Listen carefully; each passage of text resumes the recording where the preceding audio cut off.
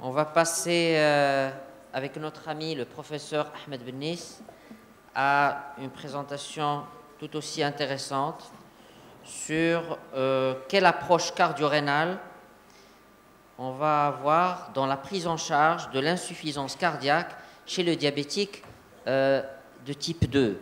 Donc 3 thèmes, donc 3 mots-clés, l'approche cardio-rénale, le diabétique et l'insuffisance cardiaque.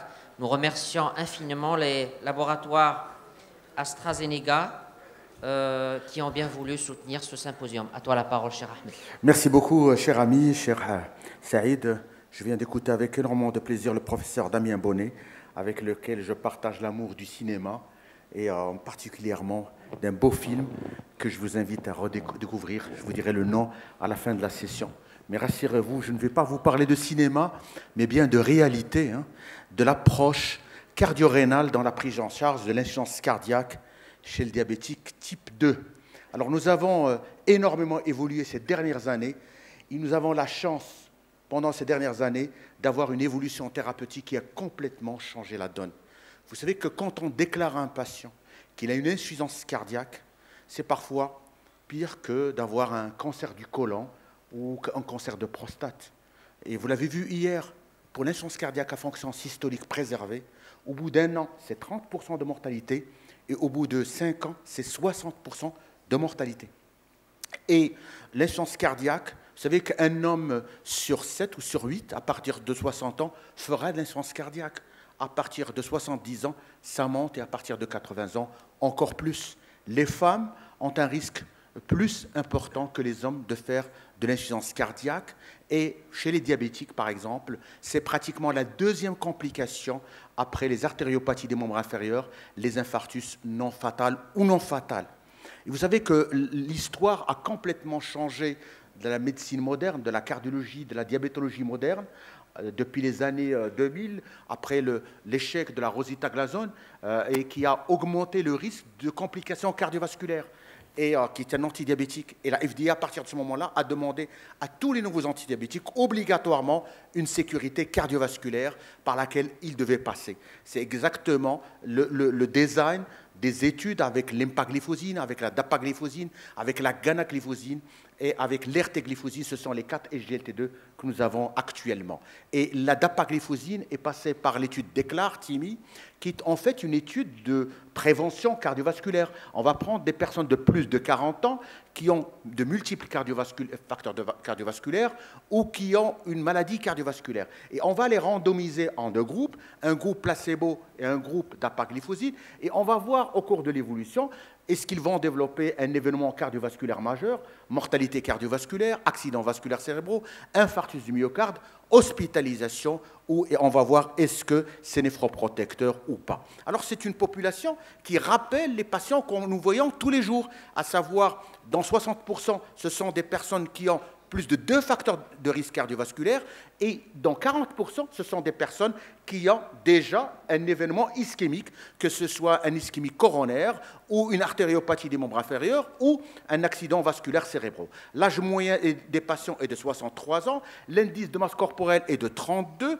l'hémoglobine glyquée est de 8,3 et il y a 54% qui sont pratiquement en prévention primaire, on va dire, et 40% en prévention secondaire. Voilà un peu le design de l'étude DECLARE, et avec un débit de filtration qui est préservé.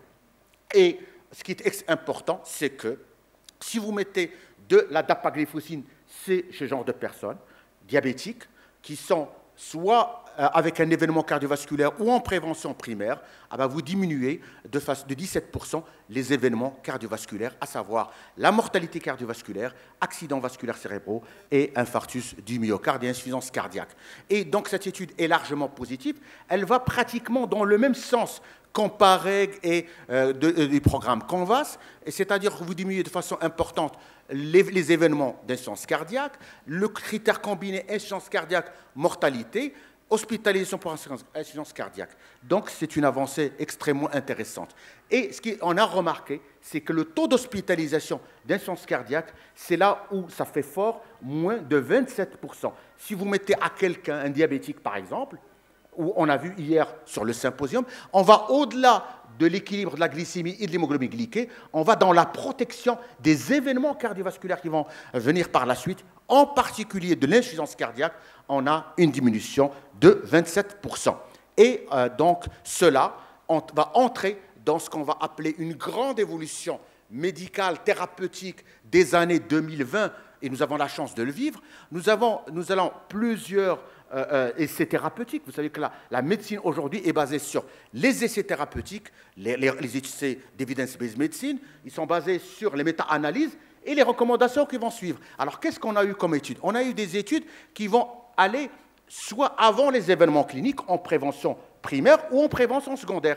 Et puis, on a eu des études qui sont arrivées un peu plus tardivement sur l'insuffisance cardiaque. Alors, les essais de prévention, ce sont les essais Canvas, comme j'ai dit, avec la canagliflozine, l'étude Crédence, qui s'est essentiellement intéressée sur la néphroprotection, déclare, on vient de voir les résultats sur les préventions par la dapagliflozine, dapaciquidis sur le rein et le programme Ampareg, Vertis et SCORD. Et puis, ça a changé complètement notre connaissance et notre traitement de l'insuffisance cardiaque, les études sur l'insuffisance cardiaque, que ce soit avec fraction d'éjection de moins de 40%, DAPA-HF, que ce soit ce qui va sortir ou ce qui est déjà sorti sur l'insuffisance cardiaque à fonction systolique préservée, que ce soit Emperor Preserved ou que ce soit donc Deliver qui va sortir.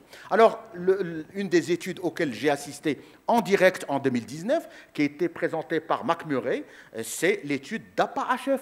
C'est une étude qui a complètement changé les recommandations. Alors, cette étude, c'est une étude avec la dapagliflozine sur la sécurité et l'efficacité de la dapagliflozine dans l'insuffisance cardiaque à fraction d'éjection réduite, moins de 40%. Donc, on va prendre des personnes qui sont diabétiques ou non diabétiques, parce que déjà le signal avec la dapagliflozine, avec le programme DECLARE était positif. On va prendre des patients qui sont en stade 2 et 4, avec une fraction d'éjection de moins de 40%, qui ont une élévation du NT-proBNP et qui ont un débit de filtration glomérulaire, je dis bien plus de 30. Et on va les randomiser en plus de leur traitement, on top of the traitement, c'est-à-dire soit dapagliflozine, soit placebo. Donc, c'est un essai randomisé, double aveugle, qui est dans l'evidence-based medicine. Alors, voici les critères d'inclusion dont je vous ai parlé. Voici les populations. Alors, nous avons ce qu'on remarque, ce sont des populations bien traitées, que ce soit en IEC, en ARA2, en défibrillateur. Enfin, ce sont des populations bien traitées. Alors, ce sont essentiellement des hommes qui ont l'âge moyen est de 62 ans. Les femmes représentent 23%, et avec une fréquence moyenne de 71 battements par minute, et une tension normale et un indice corporel de 28. Alors, ce sont des personnes qui sont bien traitées parce que 95% ont des IEC en ARA2, un IEC dans 56%, un ARA2 dans 28%, sacubitril valsartan 10%, bêta-bloquant 96%, les inhibiteurs des récepteurs minéralocorticoïdes 71%, donc ce sont des patients bien traités, diurétiques 93% et digitaliques 18%. Ce sont des personnes essentiellement stade 2 et 3 et ischémiques dans 55% des cas et non ischémiques dans 36% des cas. Et ce qui est important, et ça c'est une innovation thérapeutique extrêmement intéressante, c'est que la population dans la moitié des cas est diabétique et dans la moitié des cas, elle n'est pas du tout diabétique, ce qui est une avancée et un changement de dogme, un changement de paradigme. Et puis voici la population qu'on va voir, c'est une population d'âge moyenne de 66 ans, avec 24% de femmes, l'indice de masse corporelle est de 28, avec un débit de filtration glomérulaire de 66, et qui ont dans 99%, la majorité des cas, classe 2 et 3, qui a une fraction d'éjection moyenne de 31, avec un NT-proBNP à 1400, et qui est moitié diabétique, moitié non diabétique, et qui est bien traitée. Voilà une population que nous voyons d'insuffisance cardiaque. Et le résultat, vous le savez, depuis 2019, c'est que vous avez une diminution du critère composite mortalité cardiovasculaire, hospitalisation pour insuffisance cardiaque de 21%. Le résultat est positif. Et ça a été une révolution parce que ça fait des années, depuis une dizaine d'années, qu'on n'avait pas d'essais positifs. Il y a eu une révolution depuis paradigme, sacubitril/valsartan, et donc juste après les résultats d'APA-HF. Et par conséquent, nous assistons à quelque chose qui va changer la donne et qui va complètement changer les choses. Et donc c'est une diminution du double critère, hospitalisation et mortalité. Il n'est pas tiré uniquement par une diminution des hospitalisations, mais il est tiré aussi par une diminution de la mortalité cardiovasculaire. Et donc, vous voyez que la mortalité vasculaire va diminuer avec un critère qui sera statistiquement positif et une diminution de l'aggravation de l'insuffisance cardiaque. Vous savez que quand un patient est hospitalisé pour une insuffisance cardiaque, réhospitalisé, c'est une diminution de la survie du patient, c'est un coût énorme et c'est un patient qui se rapproche de plus en plus de la mort pratiquement. Et le but du traitement, de notre traitement aujourd'hui, dans l'insuffisance cardiaque, c'est quoi? C'est rallonger, c'est donner des vies aux patients, des années de vie. C'est deuxièmement, diminuer leur hospitalisation, ça c'est important. Et troisièmement, améliorer la qualité de vie des patients selon le critère Kansas. Et donc, cette étude est positive. Là où vous l'interrogez, elle est positive. Sur le critère combiné mortalité cardiovasculaire, hospitalisation d'insuffisance cardiaque. Sur le critère hospitalisation, réhospitalisation. Sur la mortalité tout court. Sur la mortalité et insuffisance cardiaque et sur la mortalité tout court. Et donc, aujourd'hui, c'est une étude qui était positive. Et ce qui est intéressant, il faut toujours regarder les sous-groupes. C'est-à-dire que quel que soit est-ce que le patient soit diabétique ou non diabétique, que le patient ait un débit de filtration glomérulaire moins de 60 ou plus de 60, qu'il ait des anti-aldostéroniens ou pas, et fait important qu'il ait du sacubitril/valsartan ou pas, qu'il ait une classe 2 ou 3, quelle que soit sa fraction d'éjection, quel que soit le taux de NT-proBNP, ça marche, c'est magique et c'est miraculeux. Et bien sûr, il y a une amélioration fonctionnelle qui va suivre sur tous les critères. Vous savez qu'il y a généralement, il faut utiliser le critère Kansas. Et si on gagne 7 points, c'est bien. Si on gagne 10 points, c'est merveilleux. Mais si on gagne 15 points, c'est waouh, c'est extraordinaire. C'est-à-dire, vous imaginez quelqu'un, vous lui donnez un médicament, il va s'améliorer sur le plan fonctionnel. Il ne va pas dire, ouais, parce que si vous lui dites, ah, je vais vous donner ce médicament, vous allez allonger de survie. Ça va demander du temps. Mais si dans les semaines, dans les 100 jours après, il se sent bien, il arrive à marcher, il arrive à aller faire sa prière, il va aller à la mosquée, il va aller effectuer sa vie normale, c'est une avancée thérapeutique et vous aurez toutes les prières de votre patient. Ça, donc, c'est positif et il y a pratiquement une concordance de toutes les données, que ce soit dans PAREG et que ce soit d'APA-HF, sur l'amélioration fonctionnelle rapide. Et pour ceux qui ont déjà prescrit des SGLT2 pour les insuffisances cardiaques, l'amélioration est spectaculaire et très rapide, surtout lorsqu'ils sont bien tolérés. Et puis, vous le voyez bien, il y a une diminution du taux de NT-proBNP dans cette population. Et bien sûr, pourquoi on traite les patients? Pour améliorer leur survie. Mais on a besoin de marqueurs. Quelle est notre hémoglobine glyquée dans l'insuffisance cardiaque? C'est le NT-proBNP. Lorsque vous avez des NT-proBNP à moins de 1000, ça veut dire que vos patients s'améliorent. Et il m'est arrivé, ce n'est pas une vue d'esprit, d'avoir des patients qui sont partis de 3000, 2000, ils sont aujourd'hui à 400 de NT-proBNP. Il y a des patients, on a tous vu, et on a vu la classification américaine, qui a amélioré la fraction d'éjection, c'est-à-dire qu'ils étaient à moins de 40%, qui sont passés à 50 ou 60%. Ça veut dire quoi? Ça veut dire que ce sont des personnes qui sont passées d'une maladie à une autre maladie. Et donc, c'est un gain énorme et c'est absolument... Aujourd'hui, quand on veut, on le peut, il faut se donner les moyens. Et donc, il y a un critère important aujourd'hui sur les SGLT2 et sur tous les médicaments qui sont en cours d'évolution dans l'insuffisance cardiaque, c'est de voir l'amélioration au bout de 100 jours. Vous voyez, les politiques, ils disent toujours « mon programme sur les 100 jours ». Mais les politiciens, ce sont des vendeurs de rêves. Nous ne sommes pas des vendeurs de rêves. On a des critères sur lesquels on mesure. Et la mesure ici, c'est le critère mortalité cardiovasculaire et surtout amélioration fonctionnelle. Et au bout de 100 jours, les deux courbes divergent complètement, le placebo et le SGLT2. Et j'ai posé la question, j'étais à Madrid, au professeur Javid Butler, qui est un des grands d'insuffisance cardiaque aujourd'hui. Il m'a dit, il n'arrive pas à comprendre comment on ne prescrit pas aujourd'hui des SGLT2 dans l'insuffisance cardiaque à fraction d'éjection de moins de 40%, parce que c'est facile, c'est un comprimé par jour. Et c'est la facilité non plus. Vous n'avez pas besoin de titration.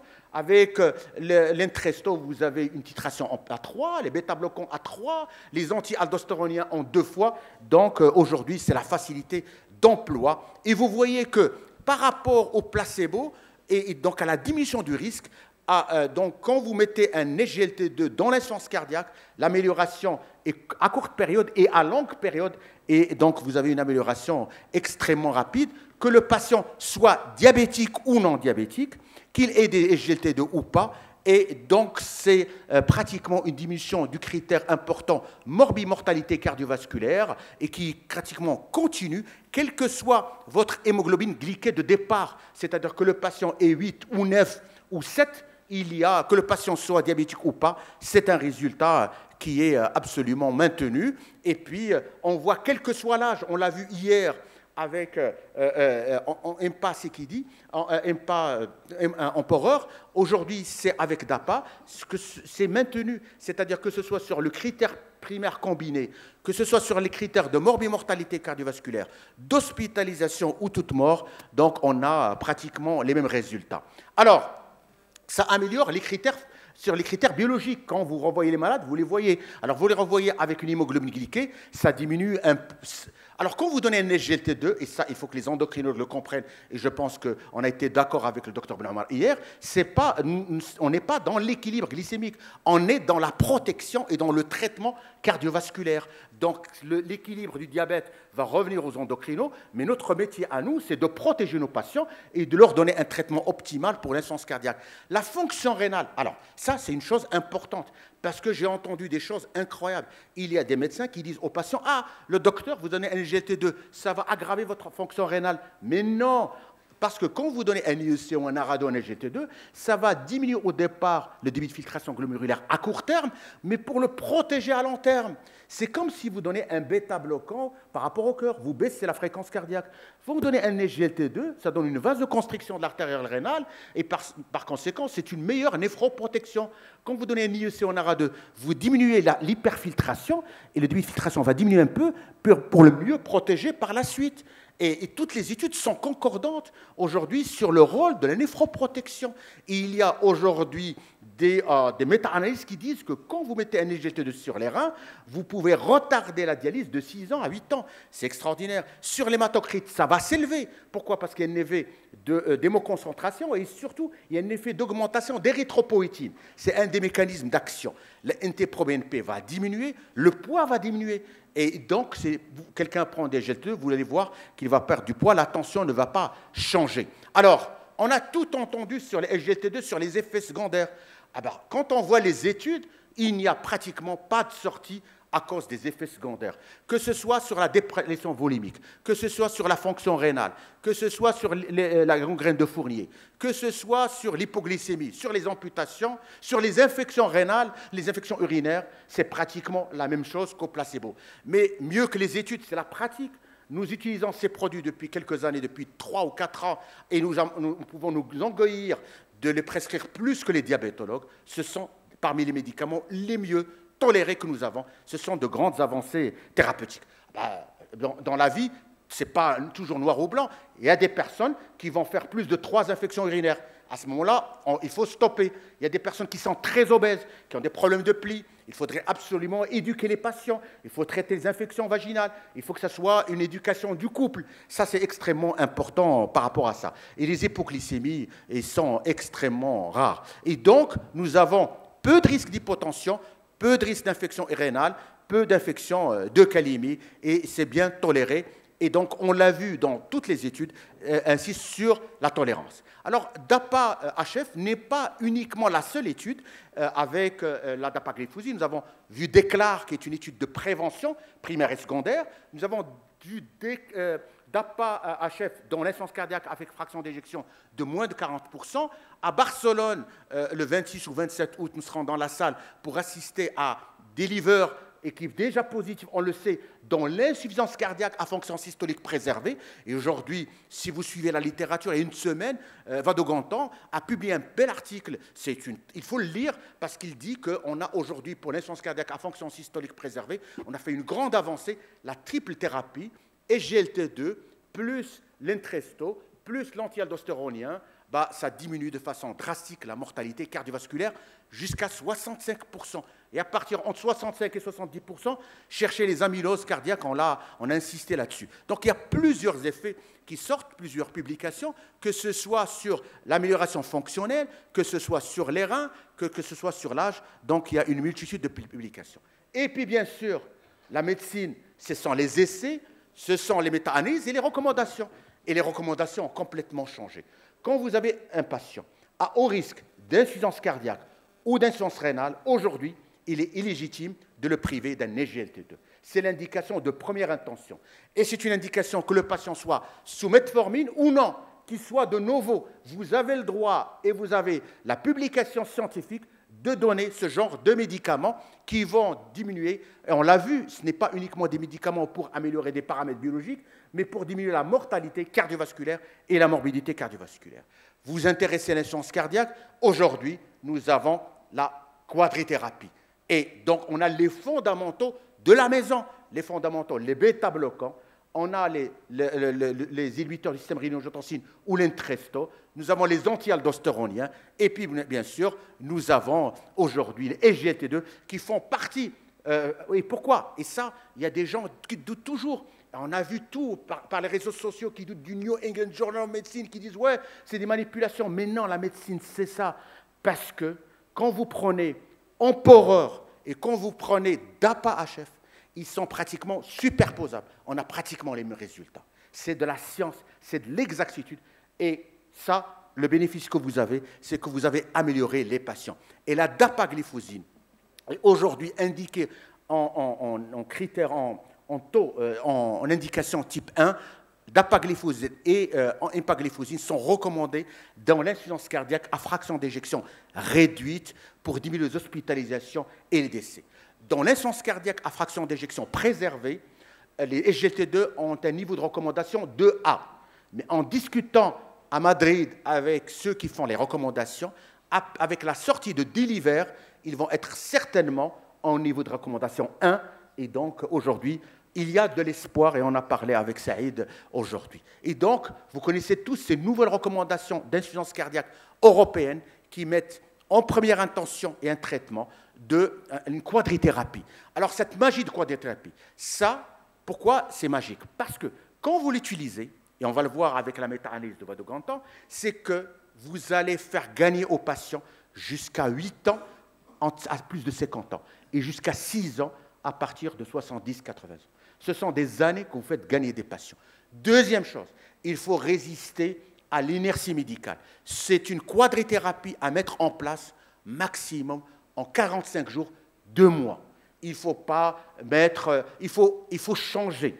Alors, vous ne pouvez pas vous donner les bêta-bloquants, et puis 1 mois après, deuxième dose, et troisième dose, 1 mois après. Ça va prendre 2 ans pour aller optimiser les patients. Au bout de 2 ans, les patients meurent et vous avez tout eu des patients. Il faudrait absolument le faire assez rapidement. Et Milton Packer l'a bien démontré. Il l'a bien montré sur des modèles où vous pouvez assez rapidement avec la quadrithérapie. C'est ce que je vous dis quand vous pratiquez la médecine, quand vous appliquez l'evidence-based medicine, voilà ce que vous avez. Vous avez une diminution de la morbidité, de la mortalité. Pour vous parler des patients, pas des patients que j'ai imaginés comme au cinéma, mais des patients que j'ai vus en exercice. J'ai vu des patients avec l'apparition de paradigmes qui ont fait de l'insuffisance cardiaque, qui ont une fraction d'éjection de 20-25%. Avec paradigme, on a mis de l'Entresto. Après DAPA-HF, on a mis de la dapagliflozine, et qui ont des antialdostéroniens, et qui ont des bêta-bloquants en pleine dose. Ils ont les 4, et ils ont une survie pratiquement après 10 ans, ils sont toujours là, avec des fractions d'éjection de 20%, 25%. J'ai vu des patients qui ont amélioré leur fraction d'éjection. J'ai vu des patients changer complètement de vie. J'ai vu des patients qui ont changé de femme parce qu'ils sont devenus plus jeunes et beaucoup plus, voilà, parce qu'ils se sont dit, voilà, c'est une grande avancée. Ce n'est pas toujours un avantage, mais bon. Alors, aujourd'hui, nous avons des recommandations, et les recommandations américaines qui viennent de sortir. les Américains, qu'est-ce qu'ils disent? Aujourd'hui, les SGLT2 font partie de la quadrithérapie d'insuffisance cardiaque. Ils ont défini un groupe de pré-insuffisance cardiaque, de personnes à risque cardiovasculaire d'insuffisance cardiaque. Ces personnes sont l'indication qu'on nous montre DAPA déclare ou qu'on nous montre EMPAREC. Donc aujourd'hui, on a des recommandations de niveau 1A. On a vu hier les insuffisances cardiaques à fraction d'éjection middle et qui doivent avoir des SGLT2 avec un niveau de recommandation 2A. Et que ça va changer, on va le voir avec des livers. Quand on a une insuffisance cardiaque à fraction d'éjection préservée, on a un niveau de recommandation 2A et les diurétiques gardent un niveau de recommandation qui est de niveau 1. Et on attend tous Deliver qui va sortir à Barcelone et qui va prendre des personnes qui sont en insuffisance cardiaque à fraction d'éjection systolique préservée plus de 40%, qui ont une élévation du NT-proBNP, qui ont été déjà hospitalisés ou non pour insuffisance cardiaque et qui ont eu un traitement diurétique et qui ont une insuffisance cardiaque au moins de 6 mois et qui n'ont pas de traitement diurétique. Et on a dapagliflozin placebo. Je vous rassure, par rapport à ça, c'est que le résultat est positif, on le sait. Il y a eu un communiqué du laboratoire. Et donc, ce communiqué, on attend les résultats. Alors, on va attendre les résultats pour faire une grande avancée thérapeutique pour que les recommandations vont changer sur l'insuffisance cardiaque à fonction systolique préservée, parce qu'aujourd'hui, on a une étude qui est positive, c'est Emperor Preserved. Maintenant, on a 2 études positives, et quand 2 études positives sont positives, bien sûr, le niveau de recommandation va s'élever. Hein. Il va passer d'un niveau 2 à un niveau A, et par conséquent, nous serons... Alors, comment cette magie thérapeutique va changer? C'est les dernières minutes. Alors, ça marche parce que les SGLT2 vont protéger le rein, vont protéger le cœur, ils vont agir par plusieurs mécanismes. Ils vont, au niveau cardiaque, ils vont diminuer la volémie, vont diminuer les résistances vasculaires, ils vont améliorer la fonction endothéliale, ils vont, au niveau myocardique, modifier l'énergie cardiaque, c'est ce que j'ai dit hier, ils vont faire comme le jeûne intermittent. Le jeûne intermittent, c'est-à-dire au lieu d'utiliser du glycémique, ils vont utiliser des kétones. Et donc, ils vont améliorer le métabolisme cardiaque, ils vont améliorer le remodelage cardiaque, diminuer l'inflammation, ils diminuent le stress oxydatif au niveau cardiaque, vont diminuer la pression artérielle et vont améliorer la contractilité cardiaque. Et par conséquent, on a tout qui marche ici. Alors, ce sont des bénéfices qui ne sont pas dus au contrôle glycémique. Ce sont dus à l'utilisation des kétones, peut-être à la natriurèse, à l'amélioration de la fonction rénale et à l'augmentation de l'hématocrite. Et donc, aujourd'hui, les SGLT2 vont diminuer l'acide urique, vont augmenter l'hématocrite parce qu'ils vont stimuler l'érythropoïétine, ils vont améliorer la néoglycogénèse et ils vont améliorer la kétogénèse. Et par conséquent, ce sont des médicaments, aujourd'hui, c'est pratiquement des médicaments miracles sur l'hématocrite, sur l'hémoglobine, vont diminuer l'acide urique, ça c'est les études qui le montrent, vont agir au niveau de l'érythropoïétine, vont augmenter l'hématocrite, vont augmenter la kétogénèse. Et une chose qui est intéressante, c'est que vous savez que la médecine aujourd'hui, il y a beaucoup de choses, ça intéresse beaucoup les femmes, la médecine anti-âge. La médecine anti-âge, c'est comment lutter contre le vieillissement cellulaire, comment rester jeune, avoir la jeunesse éternelle. Quand vous avez vu l'acteur Tom Cruise, à 60 ans, dans toute sa jeunesse, je pense qu'il doit prendre des SGLT2 pour rester jeune, parce que ça passe par le jeûne intermittent, ça passe par l'augmentation de la kétogénèse, par l'hématocrite. Et si j'ai un conseil à donner au professeur Taheri qui veut rester jeune toujours, c'est de faire du jeûne intermittent. Ça marche très bien et je trouve qu'il est toujours fin et svelte et je le félicite pour ça. Alors, ça passe par plusieurs mécanismes. Augmentation de la glycogénèse, augmentation de l'érythropoïétine, diminution du stress oxydatif, diminution de l'acide urique. Et donc, par conséquent, on a vu que tout cela va améliorer la microcirculation, va améliorer la distensibilité ventriculaire, va lutter contre la fibrose, va améliorer la fonction endothéliale. Voilà, je pense que vous, de ces 30 minutes, vous êtes convaincus. Je vous remercie. Merci beaucoup, Ahmed. On n'a pas beaucoup de temps, mais on va quand même te poser quelques petites questions. D'accord. elles ont toutes pratiquement trait à la tolérance de ces molécules. Qu'est-ce que tu peux nous dire sur la tolérance de ces molécules? Est-ce qu'elles sont bien tolérées? Est-ce qu'il va falloir quand même faire attention? Et est-ce qu'il y a lieu d'avoir peur? Il y a deux réponses à ta question. Premièrement, les études. Les études nous disent que c'est extrêmement bien toléré et ils sont toutes concordantes, c'est-à-dire que ce soit tout le programme, on n'a pratiquement pas eu de signal. Deuxièmement, au niveau de ma pratique de tous les jours, je vois très peu d'effets secondaires. Mais je vois, alors les effets secondaires qu'on peut voir, les infections urinaires. Ça existe en particulier chez les femmes. Alors il faut éduquer. Éduquer, c'est-à-dire il faut faire attention chez les personnes très obèses qui ont beaucoup de plis et qui ont une mauvaise hygiène urinaire. Il faut faire une bonne hygiène urinaire, traiter une infection. Si c'est la deuxième, troisième infection, à ce moment-là, on peut arrêter. Troisièmement, il faut que ce soit une hygiène du couple. Alors ça, c'est pour les infections urinaires. Pour l'hypoglycémie, j'en ai vu très, très peu. Pour les amputations, ça a été un signal avec la canagliflozine, pas avec l'empagliflozine, pas avec ni la dapagliflozine.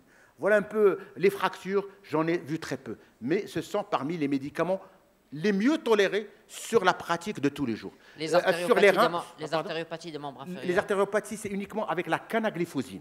Alors, c'est uniquement ce problème-là qui se pose. Et d'ailleurs, le signal a été remis par rapport à ça.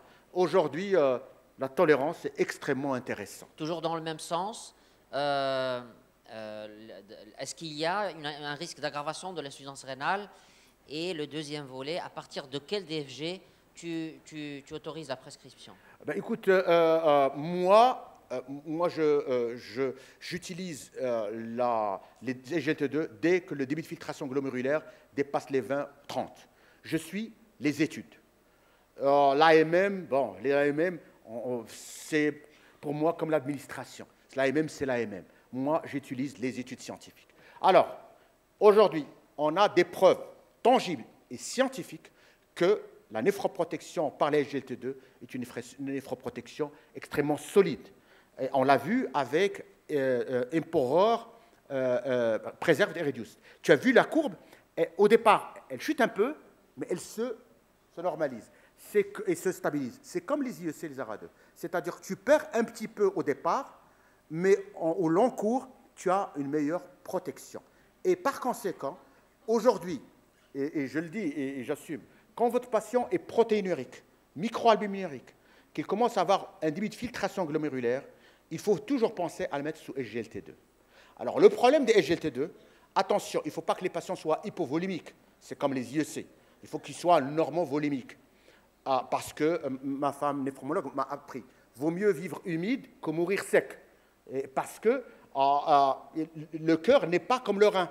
Le cœur n'aime pas beaucoup la volémie, mais le rein aime un peu la volémie. Mais c'est le travail d'artiste. Il faut trouver un équilibre entre les deux. Et aujourd'hui, je pense que les études, et j'entends et j'écoute les experts, je pense qu'avec la triple association pour le rein, diabétique, SGLT2, plus IEC-OARA2, plus la finarénone qui arrive, je pense qu'on tient le bon bout pour retarder la progression de l'insuffisance rénale de plusieurs années. Alors, une question par rapport d'ordre technique, en fait. Une question technique. Ouais. Comment on fait pour évaluer la fraction d'éjection et pour qu'on soit faire la différence entre 41% et 39%? Ça, tu sais, cher ami, qu'il y a beaucoup de variabilité individuelle et intra-individuelle. Et donc, il faut la répéter plusieurs fois. Ça, c'est un travail, il faut répéter plusieurs fois. Généralement, on peut la reprendre 5 fois et tu le sais bien, on peut voir le malade aujourd'hui, tu as 42% et le lendemain, tu as 45, 46%. Et parfois, quelle est la limite entre 41 et 39%? La fraction d'éjection est un des éléments d'évaluation au même titre que le NT-proBNP. Et ça, ce sont des critères sur lesquels on travaille. Mais ça reste le gold standard. Alors, la fraction d'éjection, pour moi, ça reste le gold standard du suivi d'un patient d'insuffisance cardiaque. Et on voit, quand j'ai dit, il y a des patients qui passent de 40 à 50%, mais pas que le chiffre. Le NT-proBNP baisse et il s'améliore dans la vie. Merci beaucoup, Ahmed, pour ta brillante présentation. Thank you.